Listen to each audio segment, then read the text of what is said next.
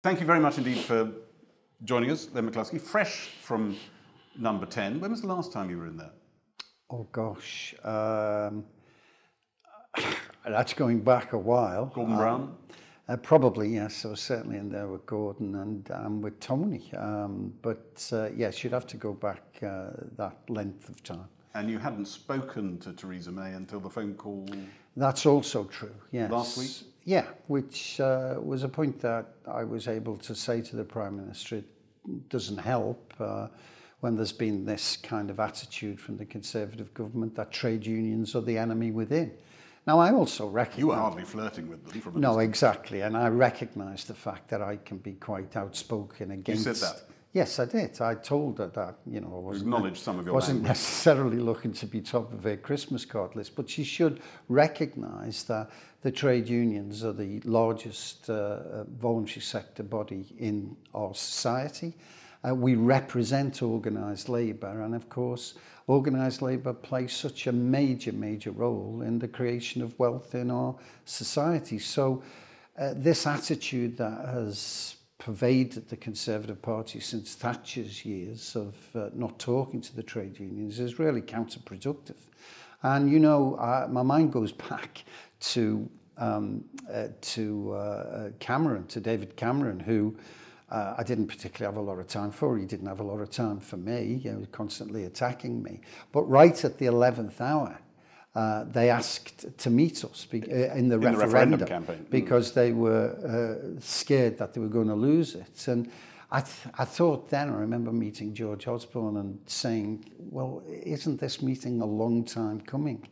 Why is there such an arm's length approach to trade unions? We can have our political differences, but there's a lot to talk about. Now, to be fair, I have a reasonably good relationship with the Business Secretary, Greg Clark. We've done some good work in the automotive sector, in Bombardier and in other manufacturing areas. So I was saying to the Prime Minister that this attitude of excluding the trade unions from virtually everything is wrong, and this is maybe an opportunity for her to take a more pragmatic and realistic approach to many of the issues that and problems that face our nation at the moment. But in terms of Brexit itself, we're weeks from the date we're meant to leave, and you're going in the door to talk about all the things you want, which are quite a distance from a lot of the things she wants. The chances of you inputting, shaping our Brexit deal are remote, aren't they?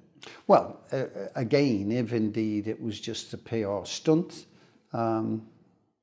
then it's been a waste of everyone's time. But you feel an obligation when the Prime Minister picks up the phone. Of course. You have to go in because you represent a lot of people. Absolutely. Like Jeremy Corbyn, who didn't go in. Except Jeremy Corbyn is leader of a political party. Indeed. And he has to make judgments. I think he's been vindicated. The SNP and the Liberal Democrats look stupid. She's making hay with it, though, isn't she? She's standing there saying you speak to all the... You've been proud over the years, Jeremy Corbyn, and all the people you speak to without preconditions. And that has been one of his badges of pride. But I don't think that is... and he's sort of letting her get away with that argument. I don't think so. I don't think it's captured any kind of resonance amongst ordinary working people. He took a political judgment. I think he's been vindicated. The Labour Party is very much a reflection of our nation. I think 100 Labour MPs come from Remain constituencies, 150 come from Leave constituencies. I think Corbyn very skillfully has navigated the Labour Party through. He's done the splits, he's been ambiguous. Well, he certainly kept the party together in a very statesmanlike fashion. I'm a General Secretary of a trade union. And, I don't know, 60% of my members may have voted Remain, 40% may have voted Leave. A lot of our members voted Labour, but some of our members vote Conservative. So I want to ask you a bit about that. The people, you've got a lot of members who voted Leave, who are at ground zero for no-deal Brexit, maybe even some of them for any kind of Brexit. They will hurt. They are in supply chain sensitive industries. What do you think motivated that choice that they made? And have you sensed any shift? Any movement? Well, in my opinion, two main reasons why people voted leave. One is the forgotten towns and cities that have been deindustrialised, nothing put in its place, precarious work, 0-hour contracts, and you can go all over the country, in particular in the north, but not just in the north, all over our nation, the Midlands, the southwest, where that has happened.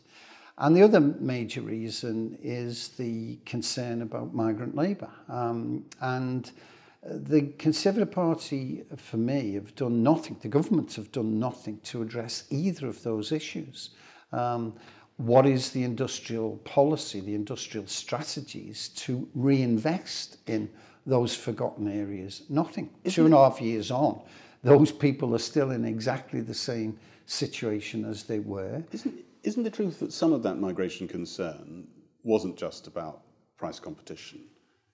It was something more cultural. People were actually casting a vote knowing that it might make them a bit poorer because they weren't completely happy with what had happened with migration in this country, not just from Eastern Europe, but over decades. No, I think it's a question more of the impact of greedy bosses, because remember, migrant workers... This isn't what the Leave campaign thought, and they seem to have been quite canny. They seem to think thought they were playing something else, a cultural note, as it were, rather than an economic one. Well, the Leave campaign sailed very closely to rather racist issues. And won. Well, they won, yes. But you're saying that's got nothing to do with any of this? Look, I believe, I come from a working class background. I brought up there. For me, ordinary working people are inherently decent, inclusive individuals. Or is there an element of racism out in our nation at the moment? Well, of course there is. However, I don't believe that it was the issue of cultural change. I believe it was about the fact that migrant workers who are to blame for nothing, they're just like you and I looking to have a better life for themselves and their family, were used and abused by greedy bosses to undercut paying conditions. I'll give you a great example. There's a Croatian company up in the northeast who've just won a contract to turn waste into energy. That Croatian company immediately announced that they would bring a Croatian workforce with them, complete. So local people are not given an opportunity. Now that creates a reaction. You're not saying that happens in Airbus, in Rolls-Royce? No, that's different. In major car manufacturers. That's where I'm talking about. And I'm really interested what you know, because you're plugged into these people better than some. What goes on in their mind? Because they've been told again and again by you and others that what we are heading for could harm them economically, and yet they made that choice, and they're not moving? That's my other question. I mean, are they shifting? I would suggest in a considerable number of organised manufacturing areas, the question of the free movement of labour was not an issue for people. For example, you mentioned Airbus and the car industry.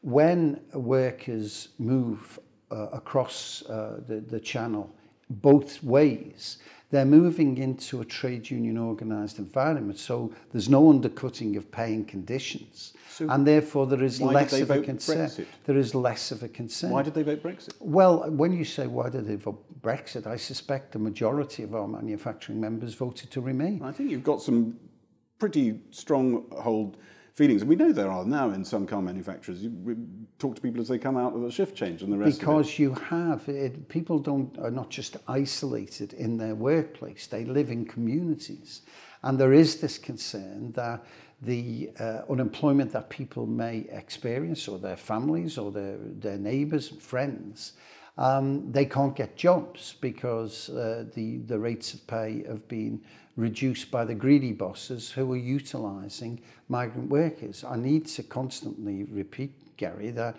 migrant workers aren't to blame for this. Now, Labour have policies to deal with that. Do you sense any buyer's remorse amongst those Leave voters? The indication that we have, because one of the things that we did immediately was set up a Brexit watch. For 2.5 years now, I've been in conversation with my shop stewards, and there is very little sign of a movement either way.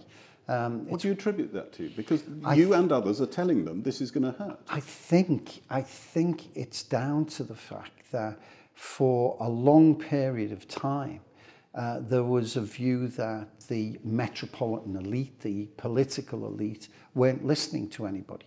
And there was an opportunity to give them a kicking. Now, the fact is that once that divide is crossed, I think it's difficult. It's one of the reasons why I'm not sure about a second referendum. Why I think you've gone further than saying you're not sure. Well, I've said it's dangerous. I've said I think it's a risk that for both Labour and indeed for the nation. I think we are a divided nation. Do you share that risk? Do you share the concern that the Prime Minister articulated the other day about social cohesion, which normally means trouble on the streets? I absolutely do share that. Interestingly enough, I mean, Tony Blair, not a person I quote too often, but he said very recently that we shouldn't let the thugs of the far right actually dictate whether we have a second referendum. What's your answer to that? I thought that was a reasonable point for him to make, except Tony Blair doesn't live in the areas and the constituencies where there would be a real impact.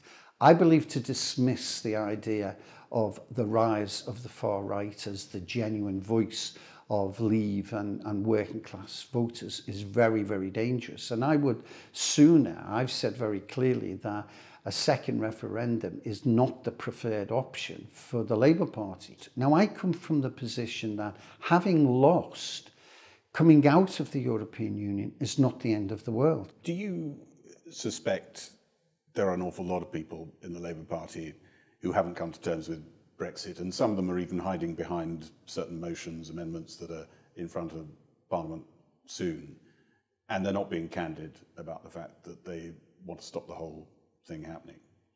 I'm sure that's the case for some people. You know, this is a very emotive issue. Within both, some of them in the shadow cabinet. Within both sides of the House, you have groups of individuals who are very pro-European, desperately think that the British people made a mistake 2.5 years ago and would desperately like to go back and correct the mistake as they see it. So yeah, I'm sure that's the case, and it's another reason why I say that Corbyn has done a remarkable job at the moment in keeping a genuine course that... Keeping away from a second referendum. Well, has kept people together. Well, the Labour Party have laid down an amendment that is multifaceted. Yes, smothered the whole issue. Including... It's ingenious, but there's been years of experience that have been applied to this. Maybe it was ingenious, but the reality is it's in line with Labour Party policy, and therefore it avoids the attacks and criticisms that might come. Now, some people may criticise Corbyn genuinely, but as you well know, there are groups of people in the Labour Party and some grandees who would seek any opportunity to attack Corbyn. Just before we come to Tony Blair, who I'm sure you're thinking of there, what do you think Keir Starmer's up to? Do you think he'd like to guide Jeremy Corbyn gently by the hand to a second referendum? I think Keir is, he's a very skillful politician. He comes from a constituency that you might call Remain Central, very strong Remain constituency. I'm sure he would rest easier at night if there was a second referendum and people voted to stay in the European Union. And it's a good example about what the point you're making. Let me make this very quick point. Shadow cabinet. You've got Jeremy Corbyn, who's the leader of our party, comes from a constituency that voted 70% to remain.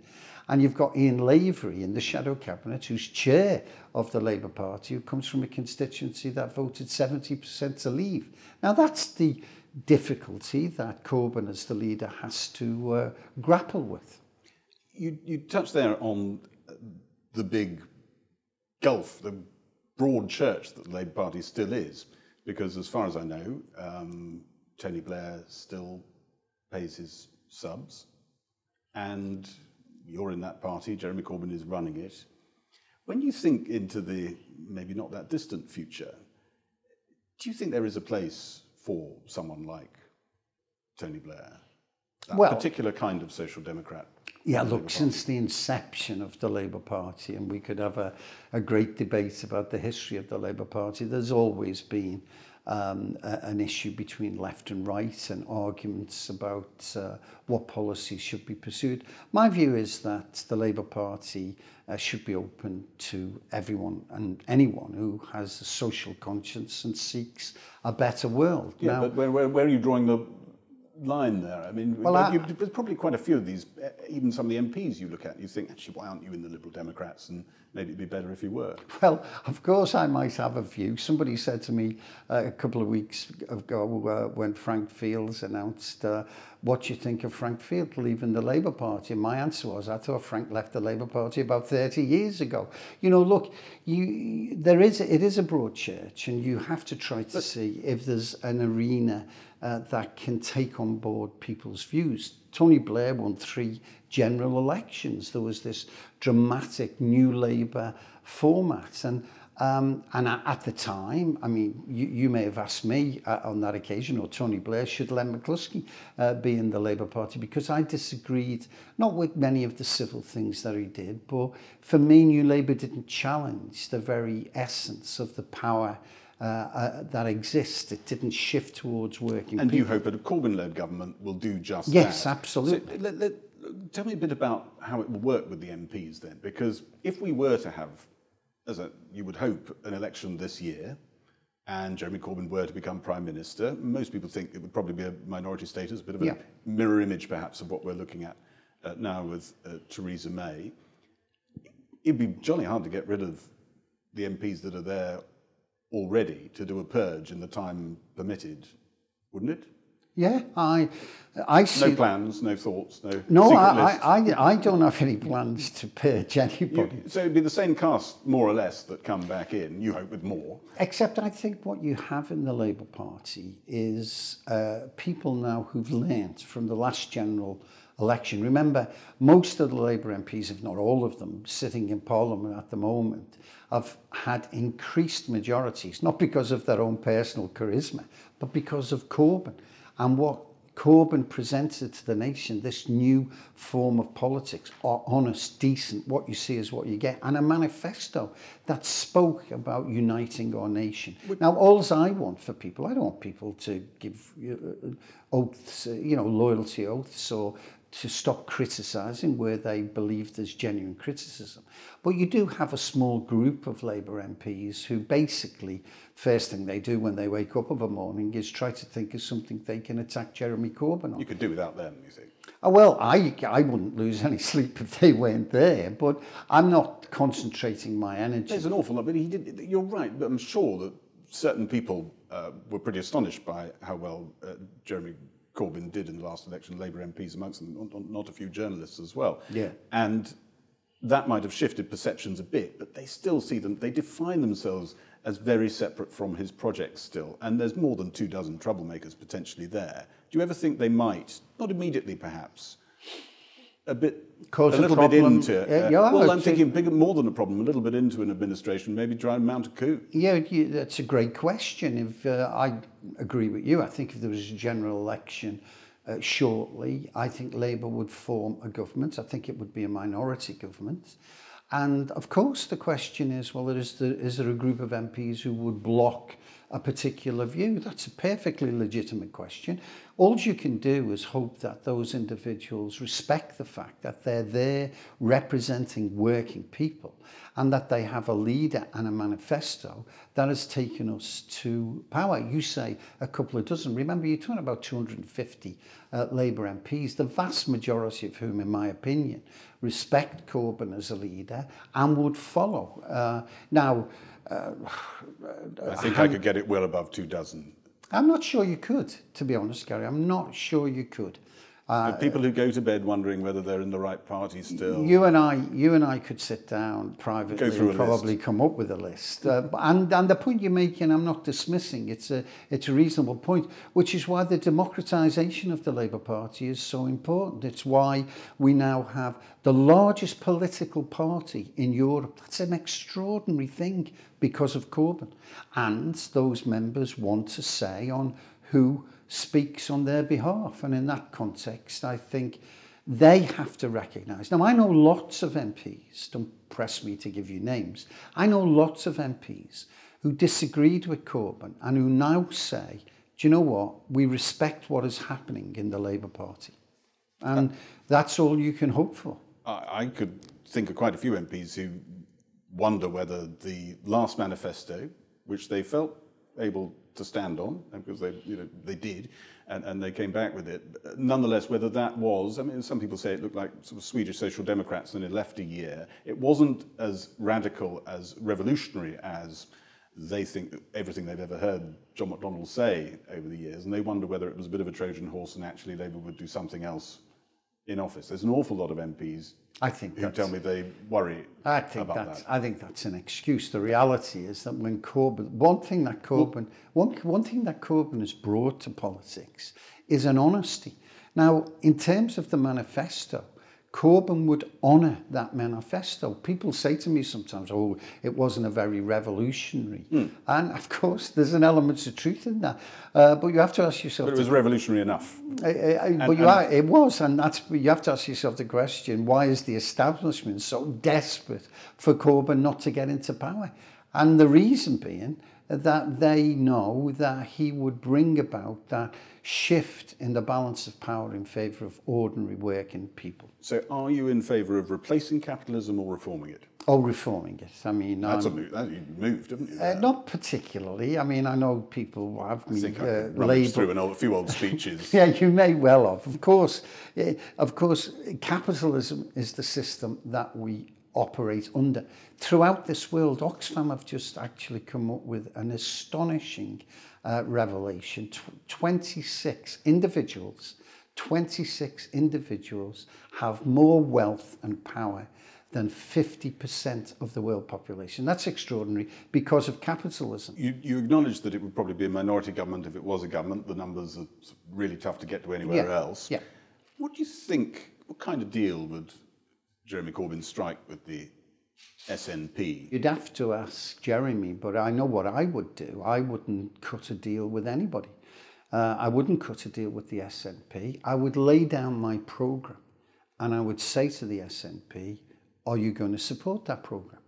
And if there were particular fundamental issues that they couldn't support, I might look at that. But I wouldn't cut a deal with them. The reality is that if you get into a situation, and I know we're dealing with hypothesis at the moment, if you get into a situation where Labour is in power and forms a government, they can only form a government if they can get their Queen's speech through Parliament. And the SNP would have to answer to their electorate in Scotland if they decided not to... You think you could face them down? I think They've got nowhere else to go. Well, I wouldn't quite put it that way, because I think a lot of what the SNP would want and stand for is close to a radical Labour Party programme. But I don't think it would require detailed negotiations. It wouldn't be a coalition government. It would be a minority government. I believe people would... Ducking and diving, doing deals with different people, different days. I don't think it's a question of ducking and diving. I think it would be a simple question of we're putting out a transitional change to our nation, a programme that would bring about fairness and decency. And I think they would get it through and they would govern until such times as you had to go back to the people again.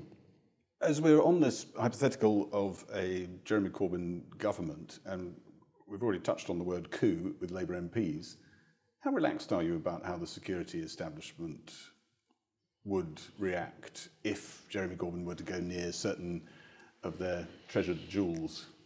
I'm relaxed. Let me put it that way. So that's not very relaxed? Well, I'm never very relaxed when you're dealing with security forces and secretive issues. But I've watched The House of Cards and other issues, a very British coup. The Chris Mullen novel and the TV Chris series. Mullen novel. And that was a coup against a Labour government, and Harold Wilson probably saw a sniff of something like that. Absolutely. I think life has changed since Harry Perkins was done in Chris The hero Mullen. Of that novel. Yeah. It was, yes. I remember wearing a badge, vote for Harry Perkins, at Labour Party conferences when I was a young... Nobody's instinctively more against a lot of the things that they most treasure than Jeremy Corbyn. And Well, if he goes near those, well, you're saying he wouldn't go near those things. He'd leave that side of the policy agenda alone. Well, you'd have to tell me what you were talking about. Well, I suppose NATO, for example, well, British I don't military think engagement. I don't think NATO is an issue. Contributions, security services' ability to do what they do at the moment. No, I think the opposite is the case in many respects. I don't think NATO is an issue. I don't think a Labour government would seek to do anything there. I think Labour has talked about putting 20,000 more police on the street, strengthening the security forces and their campaign against terrorism, which is critical. So no, I don't think we're into a Chris Mullins situation.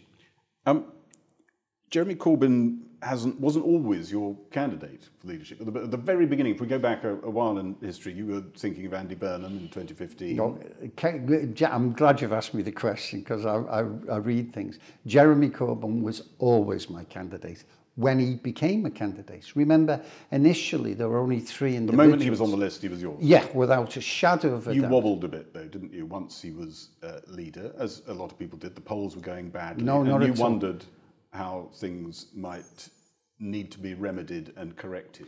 No, I never wobbled for one moment. My union was fully supportive. My personal involvement and support for Jeremy is well known. Just to clarify, when there was only 3 candidates, then Andy Burnham was my choice. You might say, some might say, a bit harsh on Andy, the best of a bad bunch. But the reality is, as soon as Corbyn became a candidate, he was not only my choice, but my union's choice. You were worried how badly it was going at one point. They were doing really badly in the polls. January 2017, you said the polls were awful. I'm sure Jeremy won't cling on to power for the sake of it. You were contemplating life after Jeremy back then. And I suppose what I'm asking you is he there for the whole of this journey? If we're talking all the way up to the next general election, and has he surprised you a bit? You as well. We were talking about how the media and other politicians are surprised. Were you surprised? First of all, yeah. Was I surprised by the general election result? I was. I was surprised, I suppose, as everyone else. Has he surprised you? Although during that general election, things started to happen that I've never seen in 50 years involvement in the Labour Party. Thousands of people coming out to see him onto the beach, in stadiums, queuing up for hours in the rain. I've never seen anything like that. So something was happening.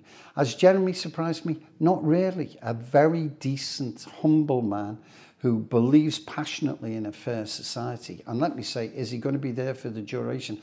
Absolutely, because younger people can't keep up with him. His energy is amazing. After him, Labour's got to have a woman leader, haven't they? In my view, when Jeremy steps down, I would think it should be a woman leader. Can you see one? Can you see any I candidates? can see a number. Oh my gosh. Names? Emily Thornberry, Angela Rayner, and this Rebecca Long-Bailey. What a stunning performer she is. We've got young people coming up like Laura Pidcock. What a fantastic people they are. Oh yeah, I can see lots of women in the Labour Party who could develop into leaders, and I look forward to the day when Jeremy has been Prime Minister, maybe for 2 terms, and he hands over to one of these great women we have to continue to make certain that we've got a better Britain for ordinary people. A dewy-eyed Len McCluskey looking into decades of Labour rule by lots of like-minded people. Thank you very much indeed for sharing your thoughts. Thank you.